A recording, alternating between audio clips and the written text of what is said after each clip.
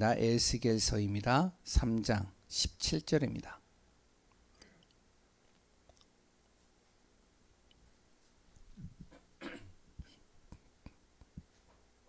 에스겔서 3장 17절 말씀을 우리 같이 합독해서 읽습니다. 인자야, 내가 너를 이스라엘 족속의 파수꾼으로 세웠으니 너는 내 입의 말을 듣고 나를 대신하여 그를 깨우치라. 아멘. 오늘은 이제 에스겔입니다. 에스겔 하면 또 생소하시죠? 잘 읽어보셨나요? 우리가 이제 신약은 많이 보는데 구약은 이렇게 좀 많이 우리가 등한시하는 경우가 있고 잘 안 봐집니다. 그리고 또한 에스겔은 더욱더 그래요. 왜냐면 에스겔 1장서부터 쭉 읽어보면 뭐가 나오냐면은 계속 뭐 상징적인 용어들이 많이 나와요. 생소한 용어들이요 계속 나옵니다. 그래가지고 뭐 내짐승이 나오고 뭐 여러 가지 불로 달군 큰 가마솥이 나오고 큰 수레가 나오고 이게 뭐야? 복음하고 뭐하고 연결이 되어지는 거야? 헷갈릴 때가 있거든요. 그러니까 이제 이 에스겔서에는요 상징적인 언어들이 굉장히 많이 나와요. 그런데 그 상징적인 언어를 우리가 정확한 핵심을 가지고 보면 이 모든 것이 그리스도로 연결되어져 있고요, 전도로 연결되어져 있습니다. 그래서 오늘 또 에스겔서를 통해서 우리가 또 확인했으면 좋겠는데, 그 이전에 금요일 날은 우리가 좀 집중으로 말씀도 듣지만 치유를 놓고 좀 같이 기도해야 됩니다. 우리가 치유하면 우리가 두 가지를 얘기를 할 수 있겠죠. 첫 번째는 뭐죠? 영혼 치유죠.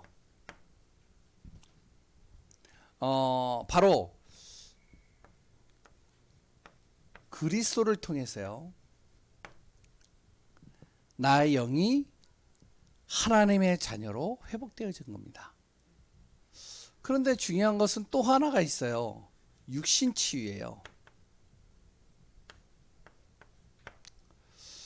하나님을 믿기 전서부터 정말로 창세기 3장, 6장, 11장에 노출되어지고 그 삶 속에서 살았던 내 몸입니다. 그러니까요, 뭐냐면 불신자 상태와 세상의 그런 모든 것들이 내 안에 뭐가 되어지냐면 각인뿌리 체질이 되어 있어요. 이게 치유가 돼야 돼요. 이게 치유가 안 되면 계속 우리가요 그리스도 안에서 응답을 받는 자리에 있어야 되는데, 이 육신이 치유가 안 되니까 자꾸만 나는 어디로 가느냐, 흑암으로 자꾸만 이렇게 몰려갈 경우가 많이 있습니다. 그래서 또 뭐가 돼야 되면 육신도 우리가 치유가 돼야 돼요. 그 육신도 뭘로 치유하죠? 그리스도로요. 그래서 우리가 정말로 그리스도 안에서 모든 것이 치유되고 회복되어져야 되는데, 근데 그리스도의 비밀을 우리가 날마다 누리면서 꼭 우리가 또 해야 될 것이 있습니다.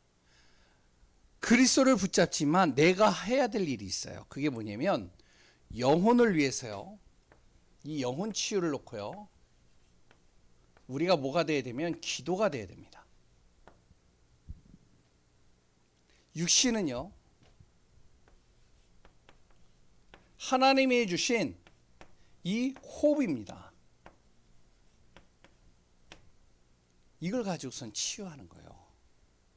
그러니까 뭐냐면은 기도 속에서요 내 영이 치유가 되고요, 육신의 호흡을 통해서 나를 치유해 가는 거예요. 그러면 육신의 호흡이 왜 중요하냐? 바로 우리가 이 숨을, 공기를 들이마시지 않으면 어떻게 하면은 한 3분 동안 우리가 숨을 안 쉬고 멈춰 있으면 내 뇌가요 죽어가기 시작하는 거예요. 왜? 이 공기가 안 들어가니까요. 그러니까 우리가 이제 호흡이 굉장히 중요한 거죠. 이렇게 해서 사람이 뭔가 이렇게 움직이지 않는다 그럼 우리가 제일 먼저 뭘 보죠? 숨쉬나 이렇게 먼저 보잖아요. 그래서 이 사람이 호흡을 하고 있는지 안 하고 있는지, 그걸 통해서 이 사람이 지금 어떤 상태다는 걸 이렇게 판단하잖아요. 그만큼 호흡이 중요합니다.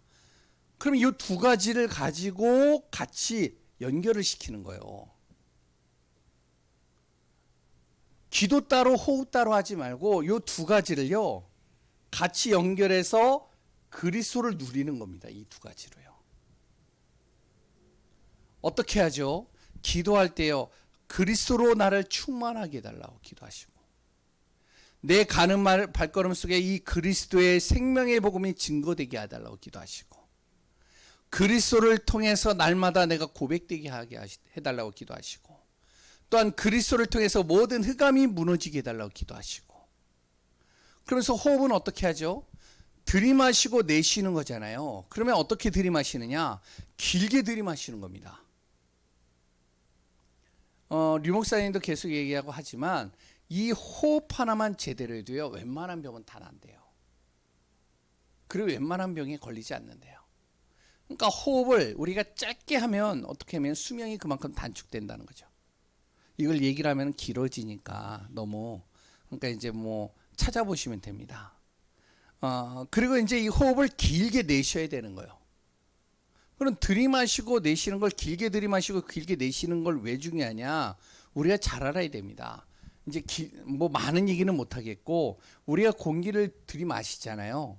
마시면 이 체내 속에 이 공기가 들어가 있잖아요. 그럼 이것을 내가 내뿜어내지 않으면 그 공기가 뭐가 돼요? 지금 이산화탄소가 돼버려요. 내 안에서. 그럼 이거를 계속 놔두면 일산화탄소가 됩니다. 일산화탄소가 얼마나 나쁜지는 아시죠? 몸에. 그러니까요, 내가 길게 내쉬면 내쉴수록 어떻게 하면은 내 안에 체내 속에 있는 이 찌꺼기 같은 이 공기, 이산화탄소, 일산화탄소로 되어지는 것들이 다 뿜어져 나오는 거예요.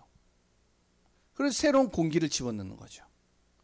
그러니까 이것만 해도 이게 순환이 돼요. 그 외에 더 많은 이야기들이 있는데 그건 생략을 하고요. 그래서 이걸 뭘로 하냐면 그리스도로 연결시키는 거예요. 요 두 가지만 해도 뭐가 되냐면 영혼과 이 육신이요 치유가 되기 시작하는 겁니다. 들이마실 때 나를 그리스도로 충만하게 하소서. 내쉴 때 나의 모든 가는 발걸음에 그리스도로 증거되게 하소서. 그리스도가 증거되게 하소서. 들이마실 때 정말로 그리스도가 날마다 내 안에서 고백되게 하소서. 내쉴 때 그리스도의 이름으로 모든 흑암과 저주가 끊어지게 하소서. 계속 기도하는 거죠. 호흡하면서요. 그러면서 또 이제 참고해야 될 것이 무엇이면은 영혼을 위해서요, 육신을 위해서 또 우리가 무엇이 돼야 되면 음식이 중요합니다. 이건요 하나님이 다 주신 거예요. 그러니까 음식을 잘 먹어야 돼요. 특히 저도 이제 좋아하는데 이렇게 사람이 인공적으로 만든 음식, 그거보다 하나님께서 우리에게 주신 그 음식이 굉장히 좋다는 거죠. 바로 채소나 이런 여러 가지죠. 근데 그걸 가공해서 만들면 이제 다 파괴된다는 거예요.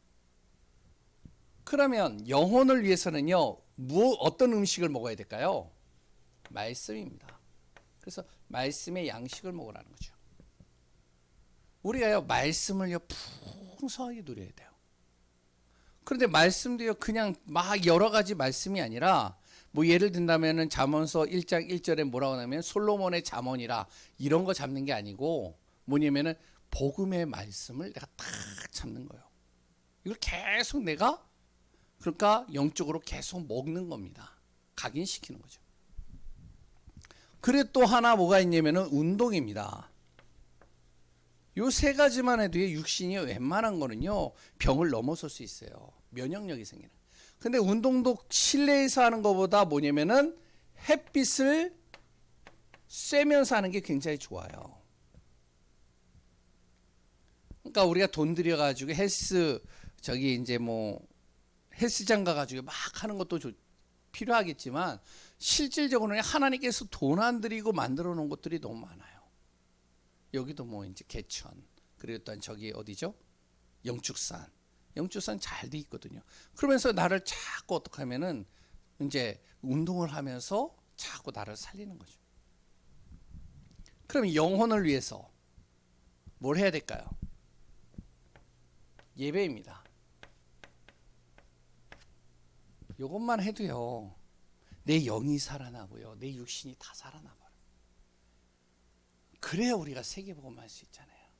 그래야 우리가 정말로 건강한 몸으로 가정복음을 할 수 있잖아요. 내 영이 병들어 있는데 나도 지금 힘든데 다른 사람을 살릴 수 있는 힘이 없잖아요. 그래서 우리가 요 치유가 좀 이렇게 좀 되어져야 되겠습니다. 지금 왜냐면 우리 교회 지금 아픈 분들도 많고요. 여러 가지 지금 어려움 속에 있는 분들도 많아요. 가장 먼저 해야 될 게 뭐냐? 바로 기도하면서 호흡하는 거예요. 혼자 있는 시간에 그걸 놓고요. 예배 드리는 겁니다. 그래서 홀로 예배 드리는 거예요. 다른 사람이 나를 도와주기보다 하나님께서 주신 것을 가지고 내가 누리는 겁니다. 다 살아나는 거예요. 좀 여기를 너무 길게 썼네요. 이거 좀 지우겠습니다. 오늘은 에스겔서를 가지고 같이 좀 말씀을 나누려고 합니다.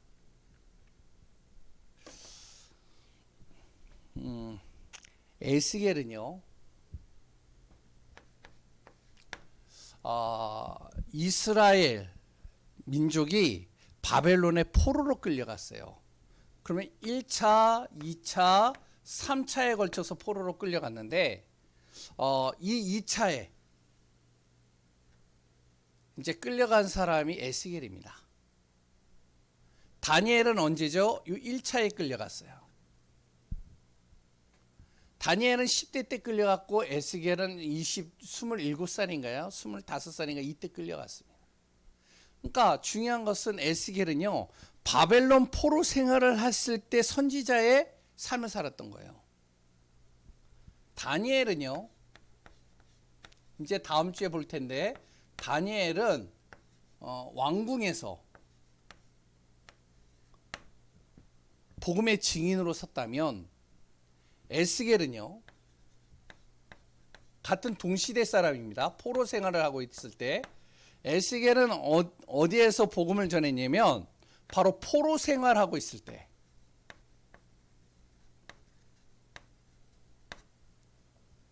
복음으로 증인으로 섰던 사람이 에스겔이에요. 그러니까 둘이 똑같은 시대에 살았지만 한 사람은 왕궁에서, 한 사람은 어디에서요? 예? 포로로 끌려가 있는 사람들 그 틈에서 복음을 전한 사람이. 그래서 1장 1절에 보면 뭐라고 나오면 그랄 강가에서 이렇게 나옵니다. 그러니까 이제 포로로 끌려가기 전서부터 그랬던 포로로 끌려가고 나서 어떻게 하면은 그랄 강가에 모여가지고 포로로 끌려간 사람들이 거기서 이제 생활을 하고 있는데 거기에서 같이 에스겔이 있었어요.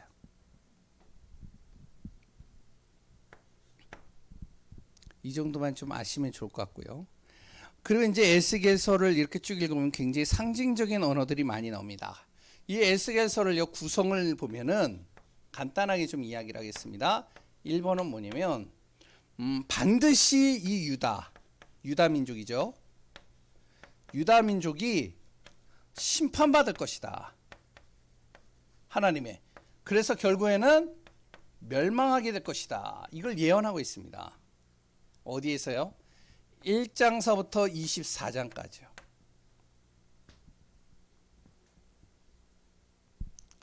어, 1장부터 그리고 3장에는 에스겔이 하나님으로부터 받은 소명을 기록하고 있습니다. 그래서 하나님께서 에스겔을요 선지자로 세운 거예요. 전도자로 세운 거죠. 그리고 4장서부터 24장까지는 바로 유다 민족이 어떻게 정말로 이 민족이 심판을 받을 것인지, 왜 심판을 받을 것이며 또 왜 이들이 멸망할 수밖에 없는지 그 이유에 대해서 설명을 하고 있습니다.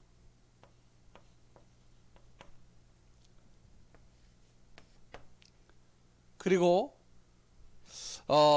이 이스라엘 주변에 이스라엘을 항상 힘들게 만들었던 그 주변 나라 멸망에 대해서 기록하고 있는 것이 바로 25장서부터 32장까지입니다. 이거는 뭐 그냥 대충 아시면 돼요. 그리고 이제 33장부터 48장까지 무엇을 얘기하면 바로 이 이스라엘 민족이 다시 회복될 것이다.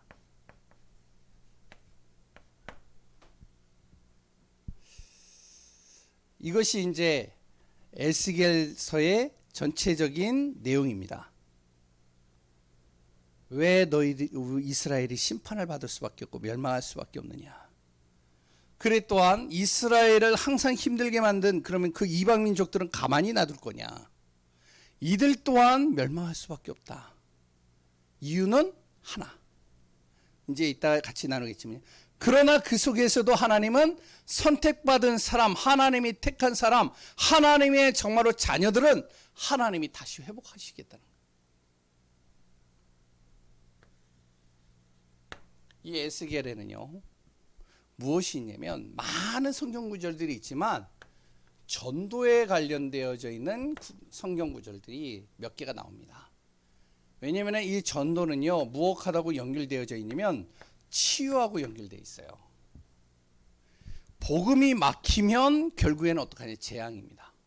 복음이 막히면 결국에는요 흑암, 혼돈, 공허예요. 복음이 막히면요 결국에는 창세기 3장 문제에 빠질 수밖에 없는 거예요. 그런데 이 복음이 들어가면 살아나는 거예요.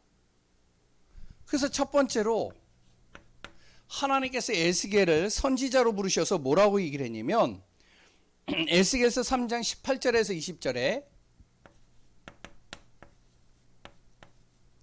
이 복음을 전해라. 어떻게 전하느냐? 2장 7절에 보면 이스라엘 민족들이 듣든지 안 듣든지 계속 전해라. 3장 11절에도요. 그들이 복음을, 말씀을, 하나님의 이 말씀을 듣든 안 듣든 상관없다. 계속 이 복음을 말해라. 왜? 복음이 끊어지는 순간 재앙이 오니까. 그런데요, 안 들어요.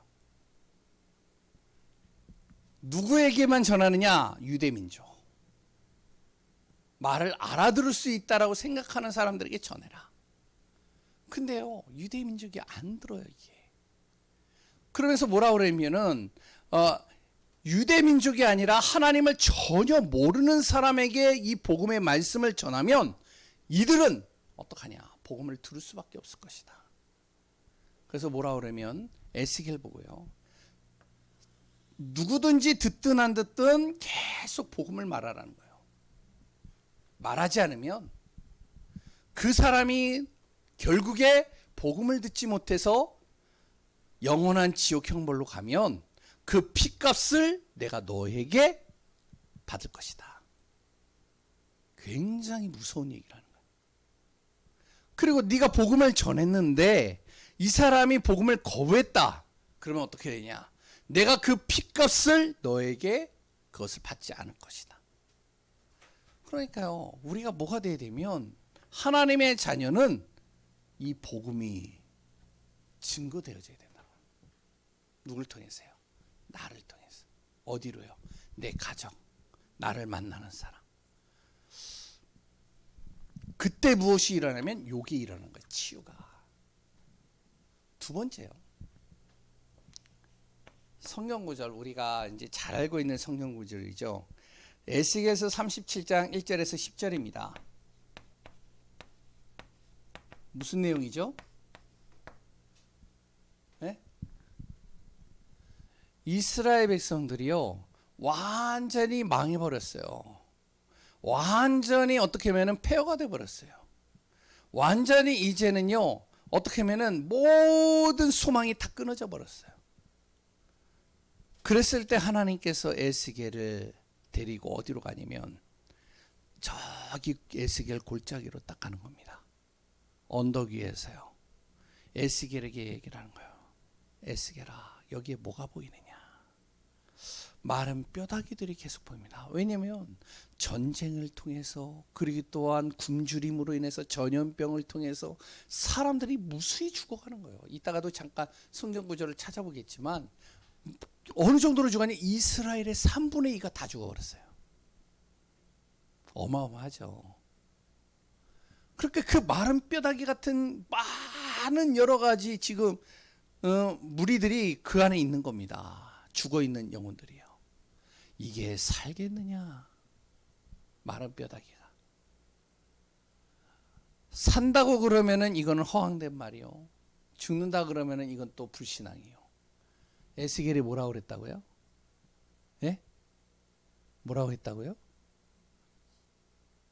성경을 보시면 됩니다. 하나님께서 말씀만 하옵소서. 그러면 이루어지리이다.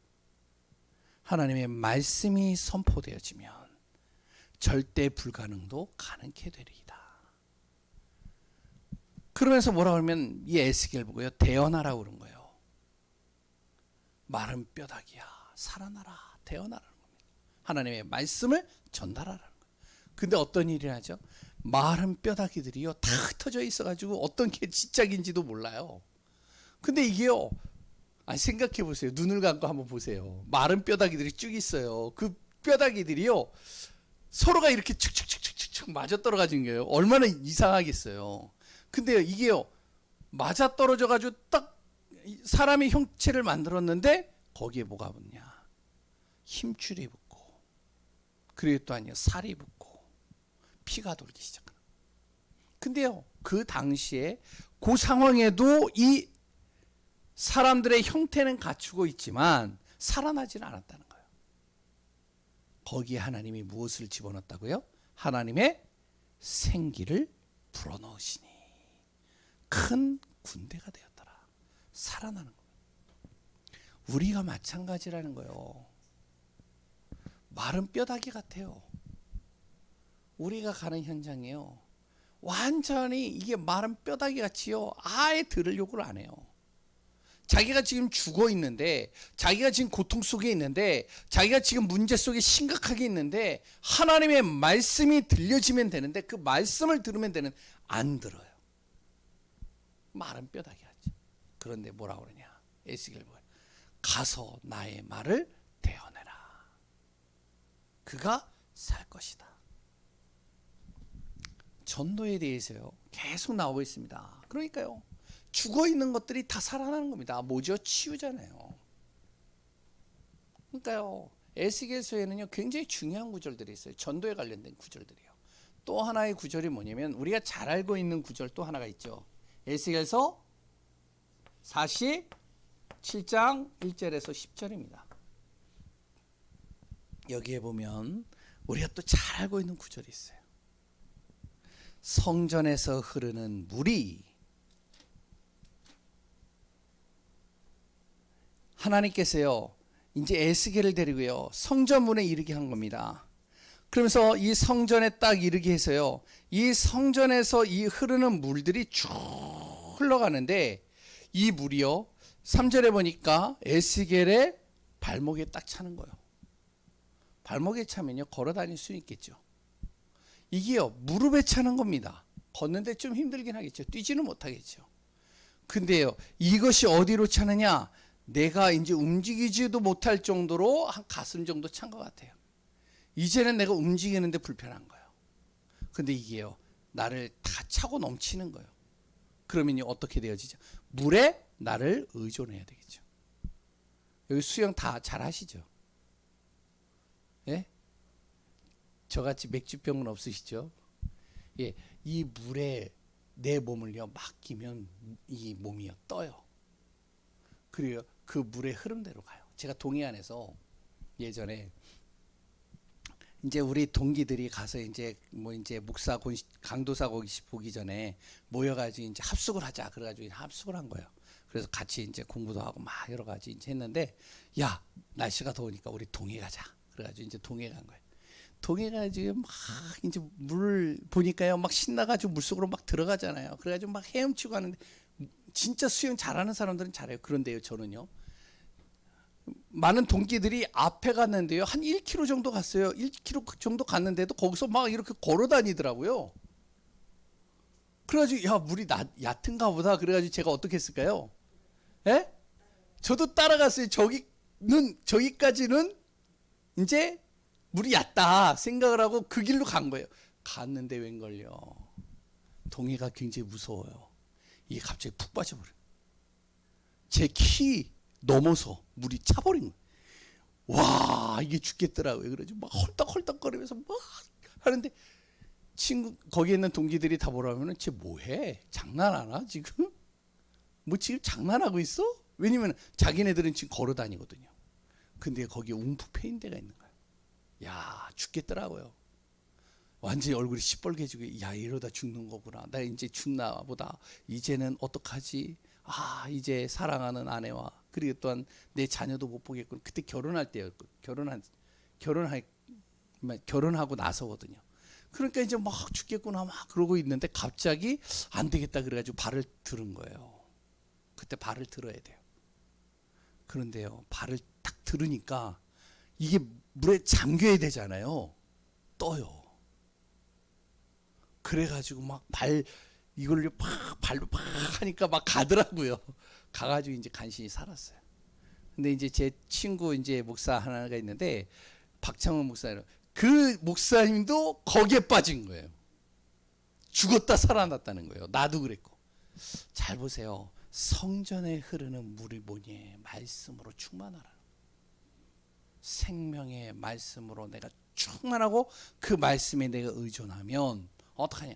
그 말씀을 통해서 가는 곳마다 그 다음에 나와요. 이 말씀이 돌아서 흘러가는데 어떻게 돌아가냐? 8절에 보니까 이 물이 동쪽을 향해서 아라바로 내려가서 바다에 이르니, 바닷물이 뭐라고요? 같이 보세요. 바닷물이 되살아나느니라. 이 물이요, 또한 어떻게 하면 강물이 있는 곳으로 들어가니까 어떻게 된다고요? 번성하여 모든 생물이 다 살고 고기가 심이 많아지고, 그래도 바닷물이 되살아날 뿐만 아니라 각처의 모든 것들이 다 살아난다. 그러니까 어떻게 어부들이 살게 되고요, 모든 것들이 다 살게 될 뿐만 아니라 이 물이요 또 어디로 들어가냐? 강가 좌우에 이렇게 이제 식물들이 있잖아요. 그 길을 지나가는데 어떤 일이 일어나냐면 모든 각종 먹을 과실들이 다 자라나고요, 시들지 않고 열매가 끊이지 않고 새 열매가 맺히고요, 모든 것들이 다 살아날 뿐만 아니라 뭐가 된다고요? 약 재료가 되느니라. 우리의 모든 병을 치유하는 재료가 된다는 거예요. 잘 보세요. 뭐라고 그랬죠? 성전의 물이 하나님의 말씀, 그냥 말씀이 아닙니다. 그리스도의 복음의 말씀이 흘러 들어가는데 살아나는 거예요. 그러니까 우리 성도님들이 잘 알아야 됩니다. 내가 그냥 단순하게 전하는 거요, 그게 단순하게 전하는 게 아니라니까요. 이게 들어가면 들어갈수록 살아나는 거예요. 잘 전하든 못 전하든 상관이 없어요. 내가 정말 그곳에서 복음의 생명을 선포하는데 결국에는 다 살아나는 거예요. 그래서 우리 뭐 여기서 얘기해도 될지 모르겠어요. 그런데 이제 우리 신순 권사님이요, 김정문 권사님 계속 전화하거든요. 전화해서 계속 말씀 선포하는 거예요. 이게요 별게 아닌 게 아닙니다. 우리가요 카톡으로요 내 자녀에게 말씀을 계속 전달하잖아요. 이게 별게 아닌 게 아니에요. 우리 김주영 장로님이요 자기 아들한테요 계속 말씀을 보내요. 보든 안 보든 보내요 막. 그런데요 그게 별게 아닌 게 아니에요. 그게요 살아난다니까요. 그 복음을 내가 전하는데 무슨 일이 나냐? 그의 마른 뼈다귀 같은 모든 것들이 다 살아나 버리는 거예요. 그런데 중요한 거는 이스라엘 백성들이 바로 이 에스겔이 계속 전달하는데 안 듣는 게 이제 문제예요. 에스겔이 뭐 어떤 학자들은 그럽니다. 에스겔의 스승이 누굴까요? 누구일 것 같으세요? 예? 누구의 제자일까요? 지난주에 뭐에 같이 나눴죠? 예레미야의 제자예요. 이제 확실치 않다라고 하는 분들도 있는데 대체적으로 신학자들이 다 그래요. 왜냐하면 에스겔서의 내용과 예레미야의 내용이 같은 것들이 너무 많아요. 그런데 잘 보세요. 예레미야도 계속 복음을 전하는데 안 들어요. 이스라엘 백성. 마찬가지입니다. 에스겔에게도 하나님께서 전하라고 그러는데 안 들어요. 어떤 일이 일어날까요? 3번 구원의 길. 잠깐 보도록 하겠습니다. 성경을 가지고 보는 겁니다. 이거는 우리가 이제 항상 그리는 그 구원의 길을 기준으로 해서요 우리가 보는 겁니다. 잘 보세요. 태초에 하나님이 천지를 창조해주고 사람을 만드시고 그 사람에게요 하나님의 형상으로 모든 것을 정복하고 다스리는 축복을 주시면서 뭘 주셨죠? 언약의 말씀, 최초의 약속의 말씀을 주신 거예요. 근데 이 약속의 말씀을 깨트려 버렸잖아요. 잘 보세요. 하나님께서 이스라엘 백성들에게 말씀을 주시는 겁니다. 아까 전에 얘기했지만 2장 7절, 3장 11절 계속 이제 뭐라 그러면은 말씀을 대언해라, 말씀을 전해라, 계속 얘기를 하죠. 그러면서 뭐라 그러면 이방 민족들은 이 말씀을 들으면 뭐가 되어지면 살아난다라고 얘기를 하고 있습니다. 4장 3절에서 8절을 쭉 보면 3절에서 6절인가요? 그러니까 이 복음을 전하기만 하면, 듣기만 하면 살아난다는 거예요. 그런데 안 들으면 어떻게 되느냐? 안 들으면 5장 2절 12절에 뭐라고 하냐면 이렇게 나와요. 5장 2절에는요 좀 약간 상징적으로 얘기를 했고요, 예화를 들어서요. 12절에는 그거에 대해서 정확하게 기록하고 있습니다. 뭐라고 그러면 이스라엘에요 3분의 1은 뭐라 그러면 불에 타서 죽을 것이요. 안 들으면. 이거를 12절에 뭐라 그러면 전염병과 기근이 들어서 목이 타듯이 이렇게 막 타는 느낌으로 이제 죽어가는 거예요. 그리고 기근, 전염병으로 3분의 1은 뭘로 죽느냐? 칼에 의해서 죽는다. 뭐냐면 전쟁을 통해서 죽는 겁니다. 바벨론이요 이스라엘을 침공해가지고요 가차없이 다 죽이는 거예요. 그러니까 이스라엘의 3분의 2가 다 죽어버려요. 생각을 해보세요. 우리가 이 지역에 복음을 전하지 않았을 때 어떤 일이 일어날까요? 3분의 1이 전염병과 기근으로 죽고 3분의 1이 어떻게 하면 그러니까 바이러스가 돌아서 다 죽고 3분의 1이 어떻게 하면 서로 싸우고 죽이고 헐뜯고 하다가 3분의 1이 다 죽어요. 얼마나 처참합니까? 그런데 또 3분의 1이 어떻게 되면은 흩어진다고 그랬어요. 율이 방황하는 겁니다. 방랑 생활을 하는 거예요. 3분의 1은 흩어져 버리는 거예요. 다. 말씀을 안 들으면 이렇게 된다는 겁니다. 그래서 뭐라고 그러냐면은 하나님께서요 계속 이야기를 하는 거예요. 말씀을 듣고 돌아오면 살아날 것이다. 그리스도의 말씀만 들으면 살아날 것이다. 이야기를 하는데요. 중요한 건 아까 전에 얘기했잖아요. 살아날 것인데 이스라엘 백성들이 어떻게 되어지면 세 번째로 완전 불신자 상태로 바뀌는 겁니다. 안 들어요. 이게 문제죠. 하나님의 약속의 말씀을 안 듣고 불신자 상태가 되는데 어떻게 하면 5장 6절에서 7절에 거기에 뭐라고 나오면 하나님의 말씀을 아예 따르지 아니하더라. 그리고 11절에는 하나님의 성전을 이 이스라엘 백성들이 더럽히더라. 하나님의 전을요 더럽히는 거예요. 예배당을요 완전히 더럽혀버리는 거예요. 하나님이 만드신 그 성전을 완전히 어떻게 더럽히냐면 이렇게 더럽히는 겁니다. 8장 3절에서 16절까지 보시면 성전에다가요 뭘 새기냐면 우상을 새기는 거예요. 성전병에 성읍에 무엇을 하면 계속 우상을 세워가지고요 우상으로 벽화를 만들어 놓고 계속 우상으로 도배를 하는 겁니다. 3절 10절에 나오죠. 그뿐이 아닙니다.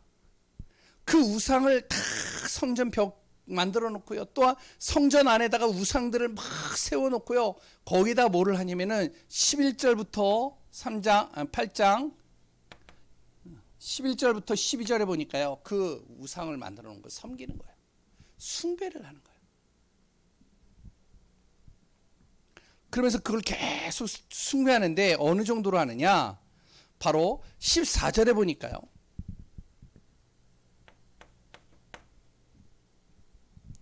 담무스라는 바벨론에 보면은 큰 바벨론이 땅 있잖아요. 그럼 북에도 있고 남에도 있고 서에 있고 동에 있고 하여튼 이방 하나님 믿지 않는 민족들은 곳곳에 다 신들이 있잖아요.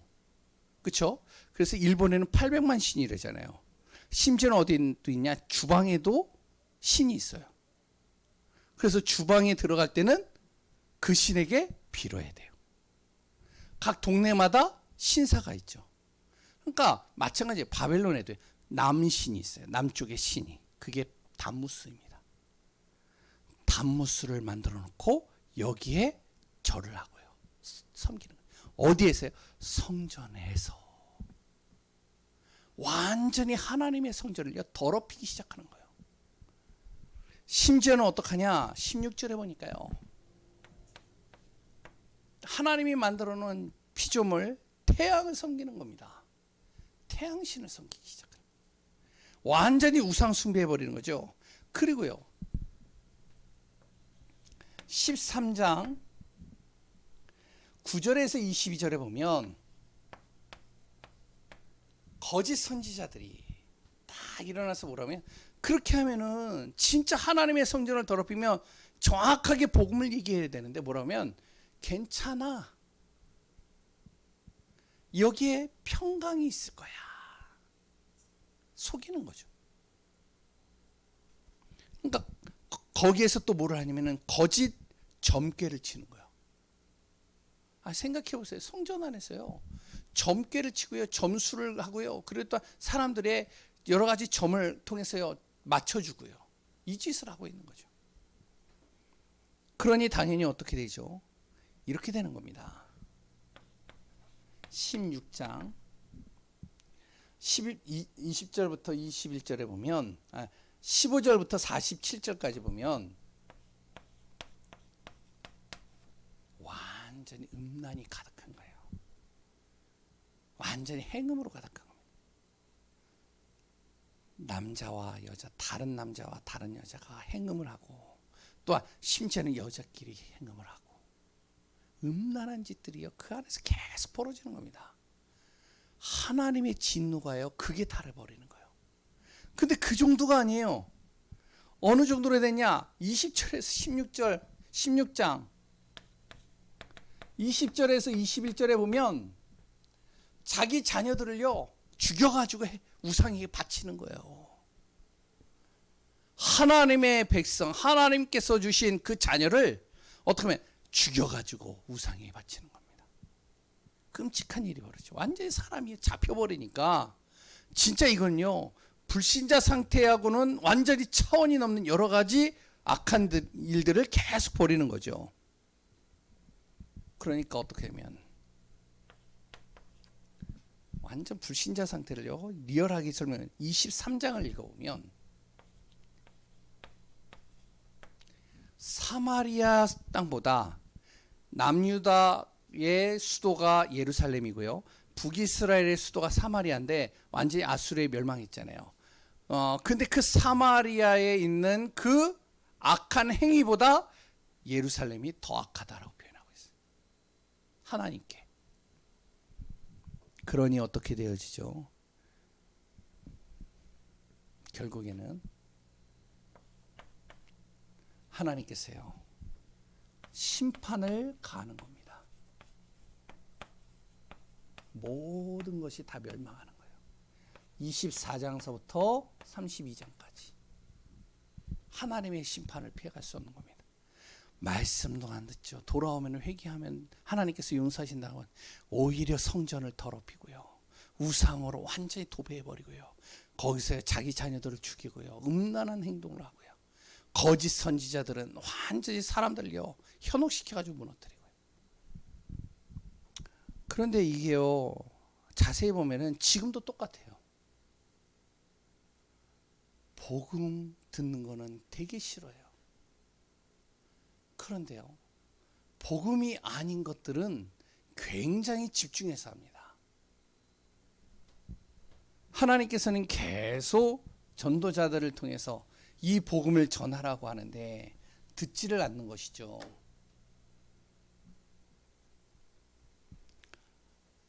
그래서 우리가 정말로 이 말씀들을요, 잘 우리가 마음에 담아야 됩니다. 그런데 에스겔서 1장 1절을 보면 우리가 잘 봐야 될 게, 하나님은 어디든 계신다. 이제 이거를 이야기를 하고 있죠. 처음에 하나님은 성전에만 있는 게 아니다. 바벨론 땅에도 하나님은 계시다는 거예요.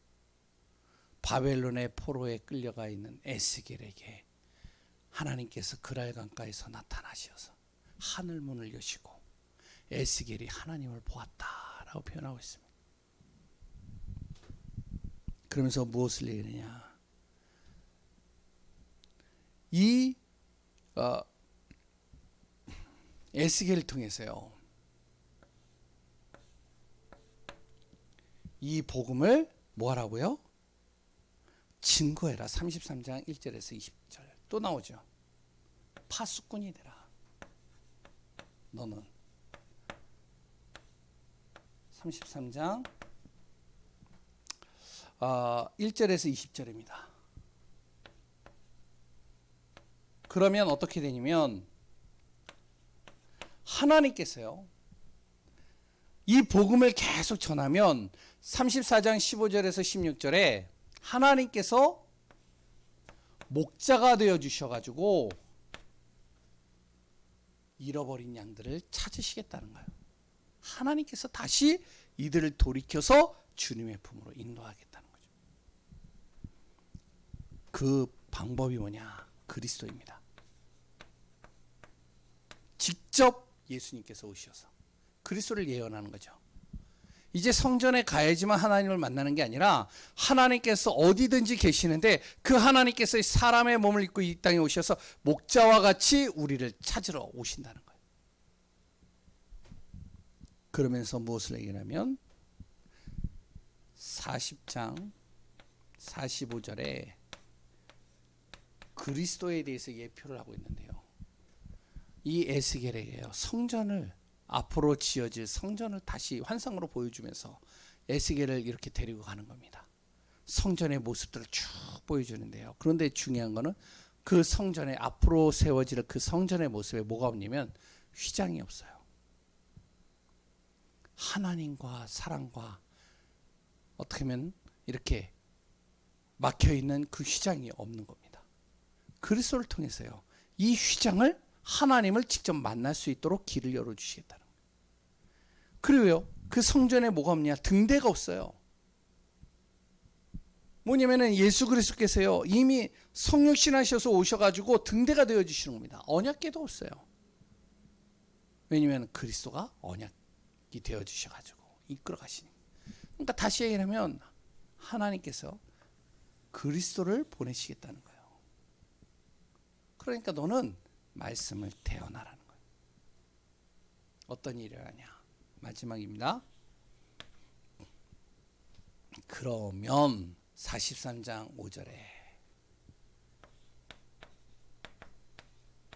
앞으로 세워질 그 성전, 바로 고린도전서 3장 16절이죠. 예수 그리스도를 내가 믿으면 하나님의 성령이 내 안에 거하시면 나는 하나님의 성전인데, 앞으로 되어질 성전은 뭐냐?